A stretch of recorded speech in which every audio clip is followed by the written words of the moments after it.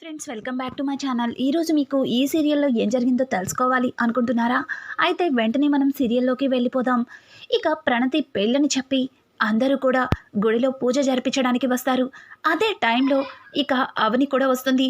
అవని అయితే పంతులు గారిని అర్చన చేయమంటుంటే పక్క నుంచి పార్వతి, చూడండి పంతులు గారు, మా అమ్మాయిది రేపు నిశ్చితార్థం, అలాగే వారం రోజుల్లో పెళ్ళి. ఎవరి కళ్ళు పడకుండా, ఎవరి దిష్టి తగలకుండా తన పేరున అర్చన చేయండి అని చెప్పి ఇక పార్వతి అంటుంటే పక్క నుంచి పల్లవి అయితే అవనిని చూస్తూ ఒక రకంగా నవ్వుతుంటుంది. ఇక అవని అయితే ప్రణతి పెళ్ళని తెలియగానే పార్వతితో, అత్తయ్య ఏంటి ప్రణతి పెళ్ళ, అబ్బాయి ఏం చేస్తాడత్తయ్య అని చెప్పి ఇక అవని అడుగుతూ ఉంటే పార్వతి కోపంగా, చూడు నీకు ఇదంతా అనవసరం, అయినా నా కూతురి పెళ్లి గురించి నీకెందుకు, అసలు నా కుటుంబంతో నీకు ఎట్లాంటి సంబంధం లేదు. చూడు త్వరలోనే నా కొడుకు నీకు విడాకులిస్తాడు, ఇంకొకసారి నా కుటుంబం గురించి ఏదైనా అడగాలని ప్రయత్నించామంటే ఊరుకునేది లేదు అని చెప్పి అవనిని గుడిలో అందరి ముందు పార్వతి అవమానిస్తుంది. ఆ బాధని తట్టుకోలేక అవని అక్కడి నుంచి వెళ్ళిపోతుంది. ఇక అక్షయ్ అయితే అవని ఆగవని ఆగు అని చెప్పి అవని వెంట పరుగులు తీస్తుంటాడు. ఇంకా రాజేంద్ర అయితే, పార్వతి ఏం మాట్లాడుతున్నా పార్వతి, చూడు అందరూ ఎలా చూస్తున్నారో, తను మన పెద్ద కోడలన్న సంగతి మర్చిపోయినట్టున్నావు అని అంటుండే, చూడండి నాకు పెద్ద కోడలంటూ ఉంది అంటే అది పల్లవి, అలాగే ఇక శ్రేయ, వీళ్ళు మాత్రమే నా కోడళ్ళు.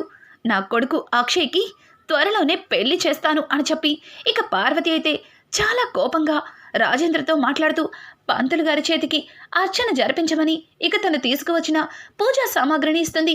పంతులు గారు సరేనమ్మా అని అనుకుంటూ లోపలికైతే వెళ్ళిపోతాడు. ప్రణతి కూడా అవని మీద కోపంతో ఒక రకంగా మొహం పెడుతుంది. ఇక ఇక్కడ చూస్తే అక్షయ్ అవని వెంట పరుగులు తీస్తూ, ఆగవని ఎక్కడికి వెళ్తున్నావు, అసలు పిలుస్తున్నా కూడా వినిపించుకోవట్లేదు అని అంటుంటే అవని కళ్ళనీళ్ళు పెట్టుకొని, చాలండి చాలు, నాకు జరిగిన అవమానం చాలు. అత్తయ్య గారు అందరిలో నన్ను పట్టుకుని ఎవరు నువ్వు అని నిలదీశారు. పైగా నాకు ఆ కుటుంబానికి ఎట్లాంటి సంబంధం లేదని, నాకు మాట్లాడే హక్కు లేదని చూశారుగా ఎట్లా మాట్లాడారో. ఎంత జరుగుతున్నా చూస్తూ బొమ్మలా నిలబడిపోయారు, ఒక్క మాట కూడా మాట్లాడలేకపోయారు.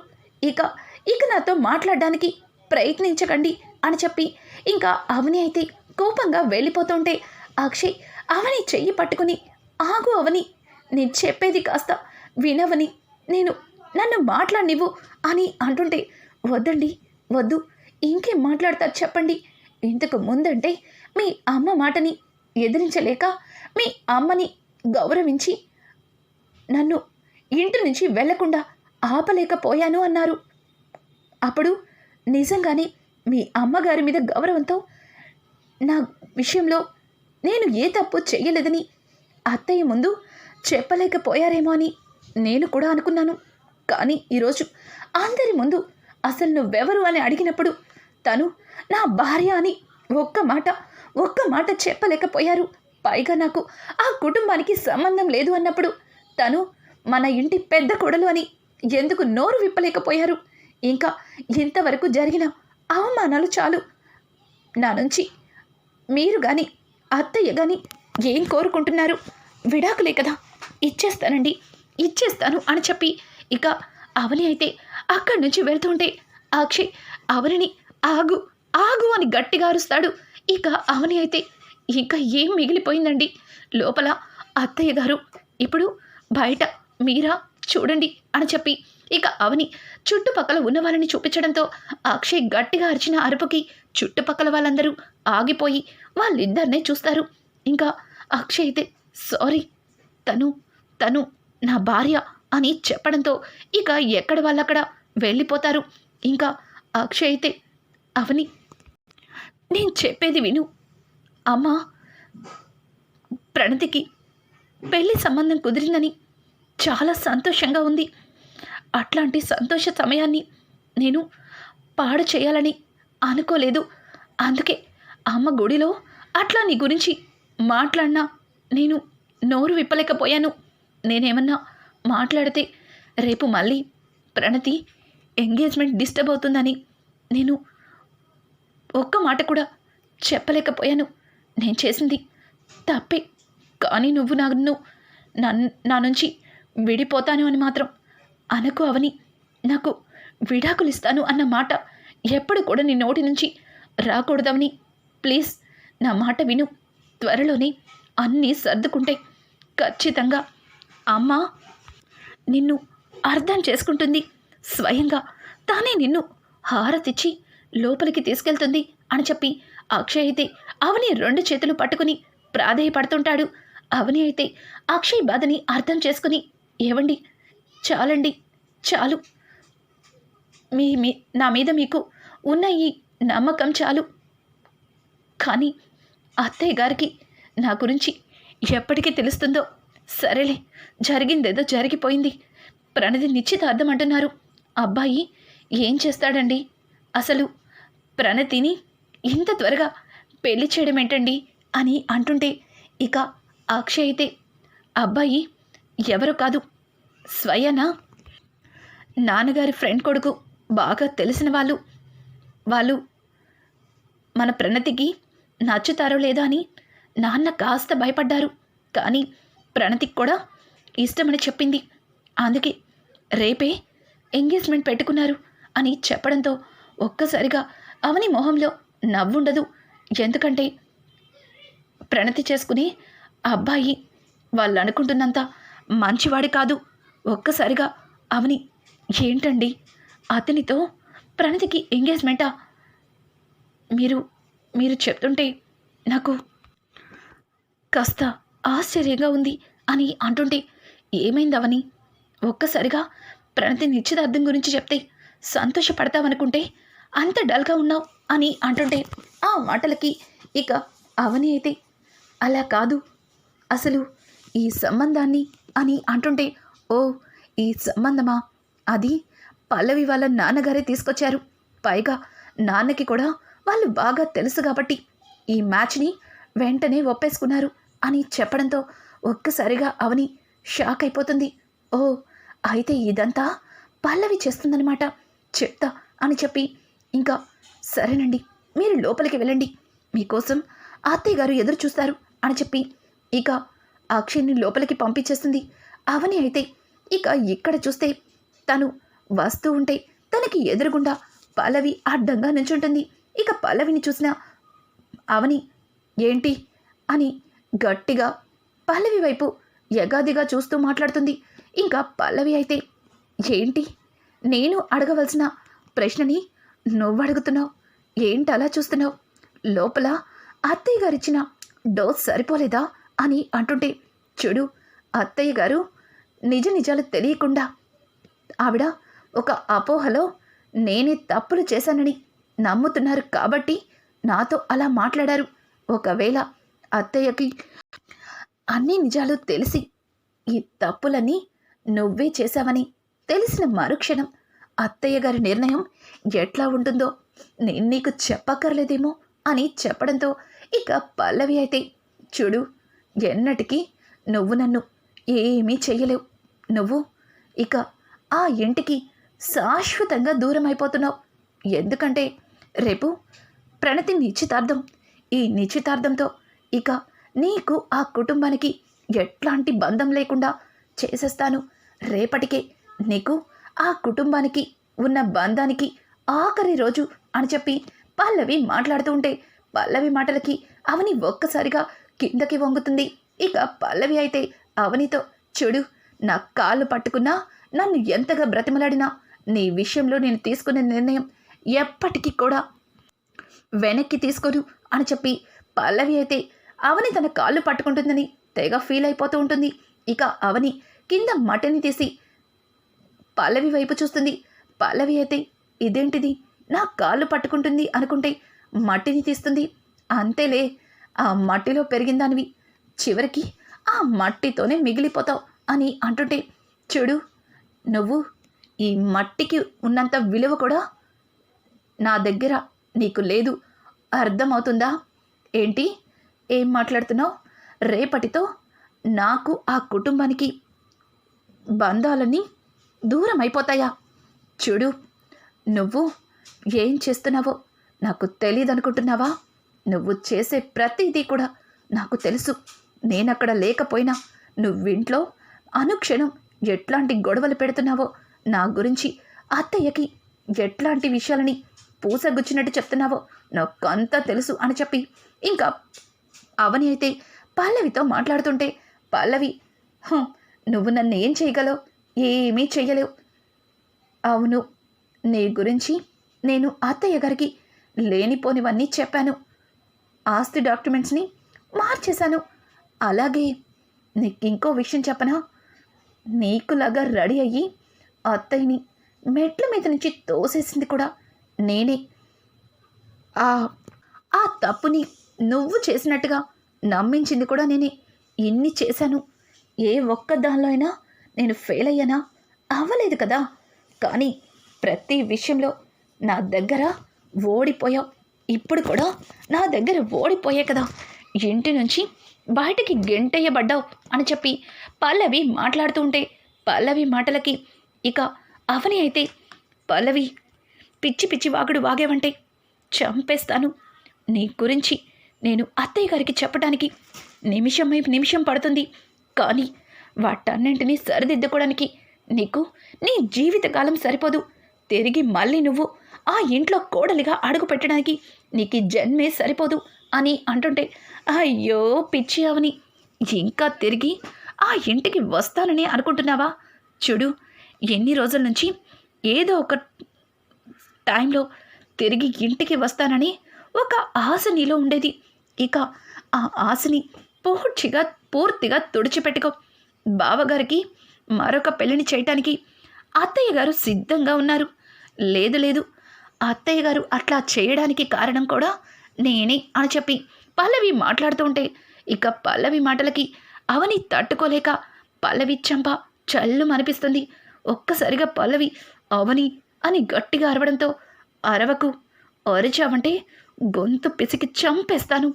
చూడు, ఇంతవరకు నువ్వు చేసిన ప్రతి పనికి కూడా అడ్డుపుల్ల వేస్తూ వచ్చాను. కానీ నువ్వు రోజు రోజుకి మితిమీరిపోతున్నావు. కానీ నిన్ను వదిలిపెట్టేదే లేదు. ఇక నుంచి ఈ అవని చేతిలో ఎట్లా గిలగిలా కొట్టుకుంటావో చూస్తూ ఉంటావు కదా అని చెప్పి అవని అయితే పల్లవితో ఛాలెంజ్ చేసి అక్కడి నుంచి వెళ్ళిపోతుంది. ఇక పల్లవి అయితే, ఇదేంటి అవని ఇంత కాన్ఫిడెంట్గా ఉంది? తనకి బావగారు విడాకులు ఇస్తారని తెలిసిన తర్వాత కూడా అవనిలో ఇంత కాన్ఫిడెంట్ ఎక్కడి నుంచి వచ్చింది? ఏదో ఒకటి చెయ్యాలి అని చెప్పి ఇక పల్లవి అయితే అక్కడి నుంచుని ఆలోచిస్తూ ఉంటుంది. ఇంతలో పార్వతి అవని పల్లవి అని పిలవడంతో ఒక్కసారిగా పల్లవి ఉలిక్కిపడి వెనక్కి తిరిగి చూస్తుంది. ఏంటి, ఇది ఇక్కడే ఉందా? కొంప తీసి అవనితో మాట్లాడిన మాటలన్నింటినీ వినేసిందా అన్నట్టుగా ఇక పల్లవి అయితే పార్వతి వైపు భయంగా చూస్తుంది. ఇంకా పార్వతి అయితే, ఏమైంది పల్లవి, ఎందుకు అంత టెన్షన్ పడుతున్నావు? అసలు ఇక్కడేం చేస్తున్నావు నువ్వు అని అనడంతో ఆ మాటలకి పల్లవి, ఓ అయితే ఈవిడేమీ వినలేదనమాట అని చెప్పి గుండెల మీద చేతులు వేసుకుని అక్కడి నుంచి ఇక పార్వతితో, ఏం లేదత్తయ్య, పదండి, పంతులు గారు అర్చన పూర్తయిందా? మన ప్రణతికి మంచి జీవితాన్ని ఇవ్వమని దేవుడి చుట్టూ ప్రదక్షిణలు చేసి వస్తున్నాను అత్తయ్య అని చెప్పి ఇక పల్లవి అయితే పార్వతితో చెప్తుంది. పార్వతి అయితే, నీలాంటి మంచి మనసున్న కోడలు దొరకడం నిజంగా నేను చేసుకున్న అదృష్టం అని చెప్పి ఇక పార్వతి తన మనసులో అనుకుంటూ అక్కడి నుంచి ఇంకా ఇంటికైతే బయలుదేరతారు. ఇంటి దగ్గర శ్రీకర్ అయితే చాలా కోపంగా కనిపిస్తాడు. శ్రీకర్ని చూసిన పార్వతి, శ్రీకర్ ఏమైందిరా అని అంటుంటే, చూడమ్మా, శ్రేయ చేసే పద్ధతేమీ అస్సలు బాగాలేదు. నేను ప్రేమించిన శ్రేయ వేరు, ఇప్పుడున్న శ్రేయ వేరు. ఒకప్పుడు శ్రేయ నేనేం చెప్తే అది వినేది, నాకు నచ్చినట్టుగా నడుచుకునేది. కానీ ఇప్పుడు పూర్తిగా మారిపోయింది అని అంటూ ఉంటే ఆ మాటలకి పక్క నుంచి శ్రేయ, నేనేం మారిపోలేదు, నువ్వే మారిపోయావు. ఇంతకుముందు ఈ ఇంటికి రాకముందు మా ఇంట్లో ఉన్నప్పుడు నాతో సంతోషంగా ఉండేవాడివి. కానీ ఈ ఇంటికి వచ్చిన దగ్గర నుంచి మీ వదిన అవనిని ఎట్లా తిరిగి ఇంటికి తీసుకురావాలా అని నన్ను పట్టించుకోవడమే మానేశావు. 24 గంటలు ఆవిడ గురించి ఆలోచిస్తున్నావు అని అంటూ ఉంటే ఇక కమల్, వదిన నువ్వు అన్నయ్య గురించి తప్పుగా మాట్లాడుతున్నావు. అన్నయ్య ఆలోచిస్తుంది కరెక్టే కదా, నీకెందుకు తప్పుగా అనిపిస్తుంది? దేవత లాంటి వదిన ఇల్లు వదిలి వెళ్ళిపోవడం నీకు ఏమాత్రం కూడా బాధగా అనిపించట్లేదా? అసలు నీకు అన్నయ్యకి దగ్గరుండి పెళ్లి జరిపించిందే అవని వదిన అన్న సంగతి మర్చిపోయినట్టున్నావు అని అంటుంటే, చూడండి, ఆవిడ పెళ్లి జరిపించిందని ఆవిడ దగ్గర బానిసగా ఉండాలా? ఆవిడ చుట్టూ నా భర్త తిరుగుతూ ఉండాలా? చూడండి, ఇదంతా నాకు నచ్చలేదు. అసలు ఈ ఇంటికి వచ్చిన దగ్గర నుంచి శ్రీకర్ నాకు పూర్తిగా వ్యతిరేకమైపోయాడు. అసలు ఇక్కడ ఉండడమే బాగోలేదేమో. ఈ ఇంటికి ఎప్పుడెప్పుడు రావాలా అని అనుకున్నాను, కానీ ఈ ఇంటికి ఎందుకు వచ్చానా అనిపిస్తుంది అని చెప్పి ఇక శ్రేయ అయితే శ్రీకర్తో గొడవ పడుతూ పార్వతితో అన్నీ చెప్తుంది. ఇదంతా విన్న పల్లవి, ఇదేంటి, నేను చేయవలసింది ఈ శ్రియతో చేయించాలి అనుకుంటే ఈ శ్రియ నాకంటే ఫాస్ట్గా ఉంది. శ్రీకర్ బావతో గొడవపడి కొంప తీసి ఇంటి నుంచి వెళ్ళిపోతుందా? లేదు లేదు, అలా జరగడానికి వీల్లేదు. నేను అనుకున్నది ఇది కాదు. ఏదో ఒకటి చేసి శ్రేయాని నార్మల్ చేయాలి అని చెప్పి ఇక పల్లవి అయితే శ్రేయ దగ్గరికి వెళ్ళి, చూడు శ్రేయ, నువ్వు శ్రీకర్ బావతో ఇట్లా గొడవ పడతాం ఏమాత్రం బాగోలేదు. శ్రీకర్ బావని నువ్వు ప్రేమించి పెళ్లి చేసుకున్నావు, తనతో సంతోషంగా ఉండాలనుకున్నావు, కుటుంబం కోసం కూడా ఆలోచించలేదు. శ్రీకర్ బావని నువ్వు నీ భర్తగా చేసుకోవడం కోసం 2 ఫ్యామిలీస్ని కూడా వదులుకోవడానికి సిద్ధమయ్యారు. కానీ ఈరోజు మేమందరం కలిసాం, మాతో సంతోషంగా ఉండాలి అనుకోవాలి. కానీ ఇట్లా శ్రీకర్ బావతో మాట్లాడడం ఏ మాత్రం కూడా బాగాలేదు అని అంటుంటే, చూడు పల్లవి, నువ్వు చెప్పేది నాకు అర్థమైంది. నేను తనతో సంతోషంగా ఉండాలనుకున్నా. ఇక మా ఇద్దరి మధ్యలో ఎట్లాంటి గొడవలు రాకూడదన్నా. శ్రీకర్ ఇంకెప్పుడు ఆ అవని టాపిక్ని తీసుకురాకూడదు అని చెప్పడంతో ఇక పార్వతి అయితే, శ్రీకర్, నీకేమన్నా పిచ్చి పట్టిందా? నీ భార్యని ఎందుకు బాధ పెడుతున్నావు? తనకి నచ్చే విధంగా ఎందుకు ఉండట్లేదు? చూడు, ఆ అవని తప్పు చేసింది, అందుకే కదా ఇంటి నుంచి తనని బయటికి పంపించేసింది. కానీ నువ్వు పదే పదే అవని గురించి తీసుకొచ్చి నీ భార్య మనసుని బాధ పెడుతున్నావు, తనని దూరం పెడుతున్నావు. ఇదేం బాలేదు. ఈ రోజు నుంచి నువ్వు అలాగే శ్రేయ సంతోషంగా ఉండాలి. ఇక ఆ అవని ప్రస్తావనే మీ మధ్యలో రాకూడదు అని చెప్పి పార్వతి అయితే ఇంకా శ్రీకర్కి నచ్చ చెప్తుంది. పల్లవి తన మనసులో శ్రియతో, చూడు శ్రియ, నువ్వు నా సొంత చెల్లనుకున్నాను. నువ్వు నాతో పాటు ఇక్కడే కలిసి ఉండాలని ఆశపడుతున్నాను. కానీ నువ్వు వెళ్ళిపోవాలనుకుంటున్నావా? ఈ చెల్లెల్ని ఒంటరి దాన్ని చేసేస్తావా అని చెప్పి పల్లవి అయితే శ్రియతో జాలిగా మాట్లాడుతుంది. అయ్యో పల్లవి, అలా మాట్లాడకు. నేను కూడా నిన్ను నా సొంత తోబుట్టు అనుకున్నాను. లేదు, నిన్ను వదిలిపెట్టి ఎక్కడికి వెళ్ళను, సరేనా అని చెప్పి ఇక పల్లవితో అయితే శ్రియ మాట్లాడుతుంది. ఇంకా ఈ మాటలన్నీ విన్న తర్వాత అక్షయ్ తన మనసులో చాలా బాధపడుతూ అక్కడి నుంచి లోపలికి వెళ్ళిపోతాడు. ఇంకా పల్లవి కూడా తన గదిలోకి వెళ్ళిపోతుంది. ఇక భానుమతి అయితే, పల్లవి, నిజంగా నువ్వు నా బంగారు తల్లివే. ఆ శ్రియని అంత త్వరగా బుట్టలో వేస్తావని అస్సలు అనుకోలేదు. నిజం చెప్పాలంటే ఇప్పుడు శ్రియ నీ కోసం పెద్ద యుద్ధమే చేసేలా ఉందే అని అంటుంటే, మరి ఈ పల్లవి అంటే ఏమనుకున్నావమ్మమ్మ అని చెప్పి ఇంకా పెద్దావిడితో మాట్లాడుతుంది. పల్లవి అయితే ఇక ఇదంతా ఇలా ఉండగా శ్రీకర్ తన గదిలో తలుపులన్నీ వేసేసి శ్రియతో ఐఫై కొడతాడు. ఒక్కసారిగా కథ మనకి కొత్త మలుపే తిరుగుతుంది. ఇంతవరకు శ్రియ మారిపోయినట్టు పల్లవిని నమ్మించడానికి తను చాలా ప్రయత్నాలు చేసిందని అర్థమవుతుంది. పల్లవి శ్రియని పూర్తిగా నమ్మింది అని శ్రియ తెలుసుకుంది కాబట్టి ఇక నమ్మించిన అవసరం లేదని ఫిక్స్ అయిపోయింది. ఇక శ్రీకర్ అయితే, చూడు శ్రియ, పల్లవి చాలా తెలివైంది, ఆవలిస్తే పేగులు లెక్కెట్టేస్తుంది. ఇక నువ్వు జాగ్రత్తగా ఉండాలి. ఒక విధంగా చెప్పాలంటే శ్రియ దగ్గర అస్సలు ఎట్లాంటి నిజాన్ని కూడా తొందరపడి బయటికి చెప్పకూడదు అని చెప్పడంతో, అదెంత పని శ్రీ, నేను లాయర్ విశ్వనాథన్ కూతుర్ని, పైగా ఒక లాయర్కి భార్యని, నేను ఎవరు ఎట్లాంటి వాళ్ళో ఆ మాత్రం తెలుసుకోలేనా? నన్నే మోసం చేసి నన్ను విడగొట్టాలనుకుంటుందా? పైగా అవని అక్కని ఇంటి నుంచి పంపించేసి తనది ఏ తప్పు లేదని నన్ను నమ్మిస్తుందా? అవని అక్క మీద ఎన్ని నిందలు వేసింది. అట్లాంటి పల్లవికి బుద్ధి చెప్పాలి అంటే ఈ మాత్రం డోస్ సరిపోతుంది అని చెప్పి ఇక శ్రియ మాట్లాడుతూ ఉంటే, శ్రీకర్, శ్రియ, నేను చూస్తుంటే నాకు చాలా సంతోషంగా ఉంది. నా కోసం, నా కుటుంబంలో సంతోషం కోసం నువ్వు అందరి ముందు బ్యాడ్ అవుతున్నావు. నాకు అదే కాస్త బాధగా ఉంది అని అంటుంటే, ఏం కాదు శ్రీ, మన కుటుంబంలో ఒక పల్లవి తప్ప అందరూ మంచివారే. తరువాత అవని అక్క వచ్చాక అందరూ నన్ను అర్థం చేసుకుంటారు. అంతవరకు అక్క కోసం నన్ను ఎవరేమనుకున్నా నాకేం పర్వాలేదు. సరే సరే, నేను బయటికి వెళ్తాను. మళ్ళీ ఎక్కువసేపు మనం ఇలా గదిలోనే మాట్లాడుకుంటే పల్లవికి మన మీద అనుమానం రావచ్చు. ఇదంతా నేను నాటకం ఆడుతున్నానని అనుకోవచ్చని చెప్పి ఇక శ్రియ అయితే బయటికి వెళ్తుంది. ఇదంతా ఇలా ఉండగా అవని ఇంటికి వచ్చి తనలో తను తెగ కుమిలిపోతుంది. ఇంతలో అవని దగ్గరికి ఇక దయాకర్ వస్తాడు. అమ్మ అవని, ఏమైంది?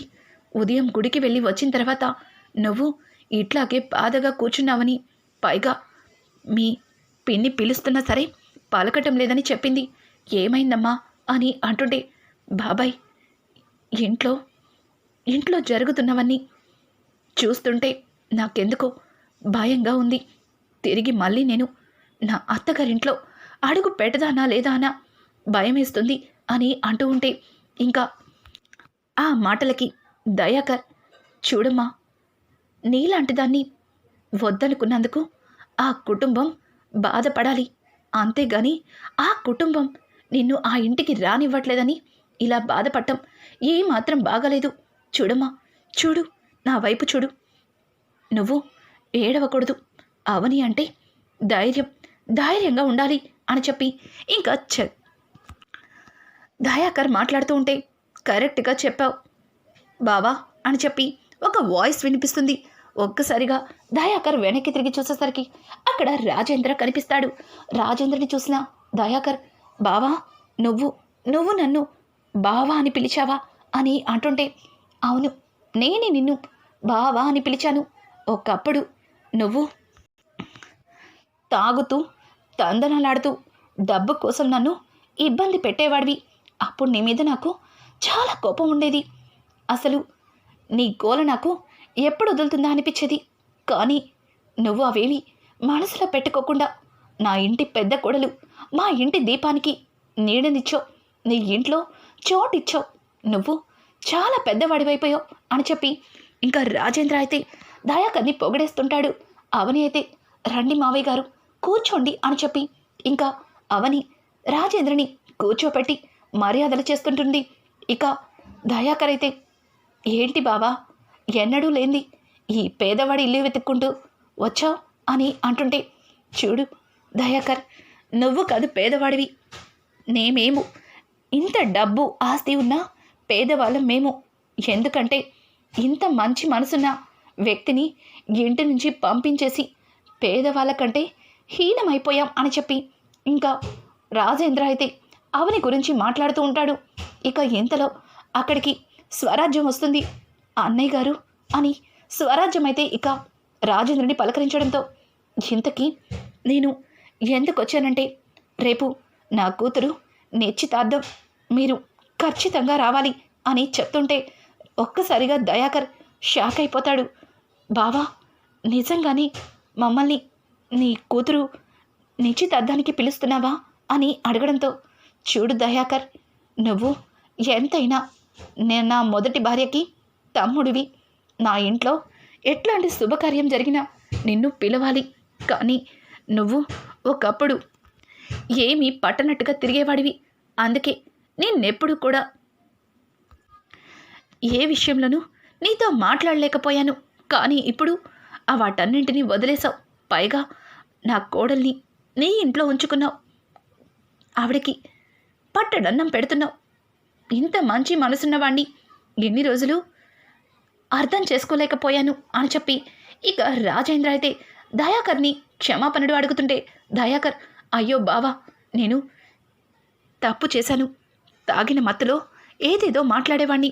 మీరే నన్ను క్షమించాలి. రేపు ఉదయం నా మేనకోడలు నిశ్చితార్థానికి ఖచ్చితంగా వస్తాను అని చెప్పి ఇంకా దయాకర్ చెప్పడంతో, ఇంతలో రాజేంద్ర అయితే, అమ్మ అవని, నువ్వు కూడా ఖచ్చితంగా రావాలి అని పిలుస్తుంటే ఆ మాటలకి అవని అది మావయ్య గారు అని చెప్పి ఇక రాజేంద్రకి ఏదో చెప్పడానికి ప్రయత్నిస్తుంటుంది. ఇక రానున్న ఎపిసోడ్స్లో అవని రాజేంద్రకి జరిగిందంతా చెప్పేస్తుందా? ఇట్లాంటి లేటెస్ట్ ఎపిసోడ్స్ మీకు మరిన్ని కావాలి అనుకుంటే మా ఛానల్ని సబ్స్క్రైబ్ చేసుకోవడం మాత్రం మర్చిపోకండి. Thanks for watching. Hi friends, welcome back to my channel.